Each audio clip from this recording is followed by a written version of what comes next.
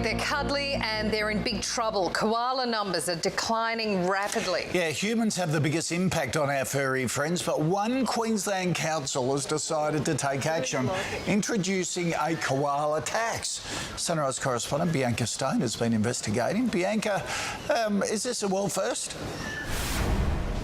It sure is a world first. Good morning, guys. The Gold Coast Council has introduced a koala levy. It's the first time there's been a tax to save a single species. For less than a cup of coffee every year, we might just save one of our cute, cuddly friends from extinction. It's a must-have snap for an A-list celeb visiting Down Under. Taylor Swift has one, Ed Sheeran too. Oprah wanted to take her furry friend home. Mariah Carey has doubled up. Barack Obama couldn't resist a cuddle. Roger Federer took a shot. Even the Cambridges got up close with a koala. When you look at them, all you want to do is just cuddle them, don't you? But what they really need is protecting. Koalas are listed as a threatened species in Queensland, New South Wales and the ACT. The situation isn't good. We need to do something, and we need to do something drastic, and it has to happen now. Humans are their biggest threat. Their habitat is being overtaken by development. Urban koala populations have been decimated. The Gold Coast is a prime example. In Coomera, 260 koalas had to be relocated for a shopping centre development. Almost half didn't survive the move, and about half of those who were left behind also perished. These are all projects and developments that have been approved. You know, they've met their requirements under the rules and regulation of the state and the council, and so they're not doing anything untoward. We just haven't put measures in place to live with the koala.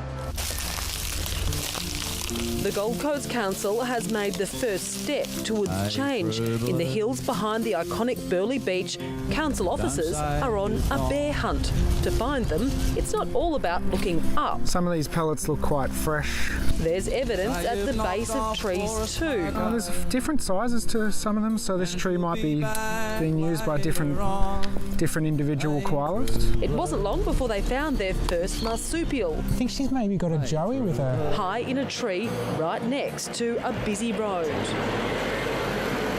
They mark her GPS position and do a visual health check. Disease is another big issue. Her eyes look really clear, so doesn't seem to be any conjunctivitis. Not far away is a healthy male, a good sign for those who are trying to keep this species alive. Their work includes monitoring and replenishing their shrinking habitat. This will be an important resource for koalas in a couple of years. They'll be able to come out of the mature forest around here and come down and actually feed off these trees. The Koala Conservation Project is one Gold Coast Mayor Tom Tate is passionate about. Right now, our city, under our control, is 13,000 hectares, the largest green space anywhere else in the country. He personally donated $20,000 for 2 fundraising koala statues, and now the council is making every ratepayer contribute too by implementing a $3 koala levy. I think it's the first time in the world that a council, a city council, has done a levy for one species. That's how important this animal is to the Gold Coast.